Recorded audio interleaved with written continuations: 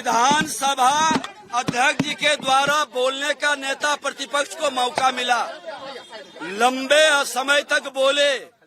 हमारे माननीय मुख्यमंत्री जी बड़े ही प्रेम से समझाने का प्रयास किया और उन्होंने कहा कि 2 दिन अब बचा है, शांति से जनता के हित के प्रश्नों को चलने दिया जाए। और उन लोगों ने जिस तरह के भाषा का उपयोग किया और नेता प्रतिपक्ष दोबारा खड़े हो गए और उनका एक नेता है भाई वीरेंद्र जी कहता है ये विधानसभा किसी के बाप का है। इस तरह का उसके जंगल राज के अराजकता सदन के अंदर गुंडा राज स्थापित करना चाहता है। ये भूल गए हैं कि ये 90 का दशक नहीं है जनता को भरमाने का, SIR पर लोगों को बरगलाने का ये बयानबाजी कर रहे हैं, संवैधानिक संस्था का अपमान कर रहे हैं। लोकतंत्र में इनको विश्वास नहीं है। मुख्यमंत्री ने तो साफ कहा कि 2 दिन के बाद सदन खत्म होगा, चुनाव में जाइए, जनता मालिक है, जिसको जनता आशीर्वाद देगा आइए। उसका ये विरोध कर रहे हैं और किसका बाप का है ये शब्द का उपयोग पर हमने कहा कि माफी मांगिए।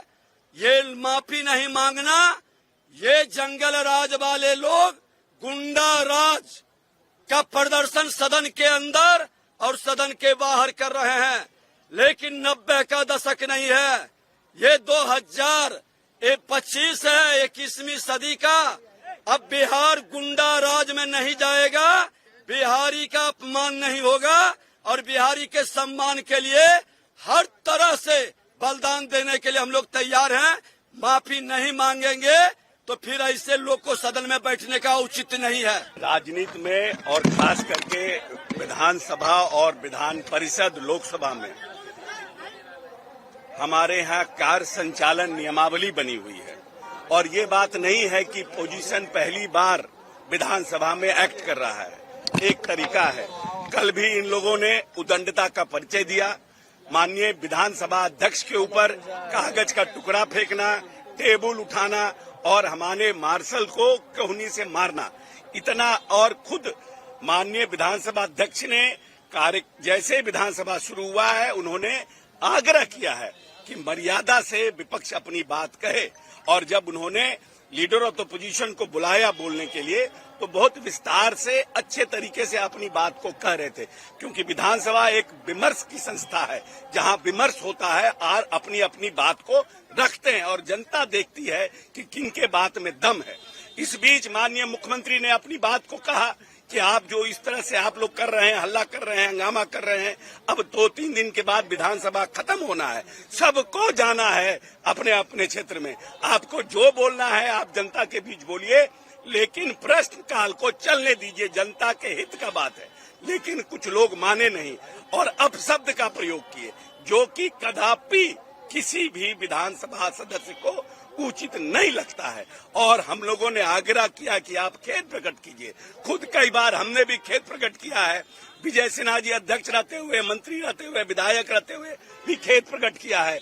बहुत बार बड़े बड़े हमारे सीनियर लीडर ने खेद प्रकट किया है।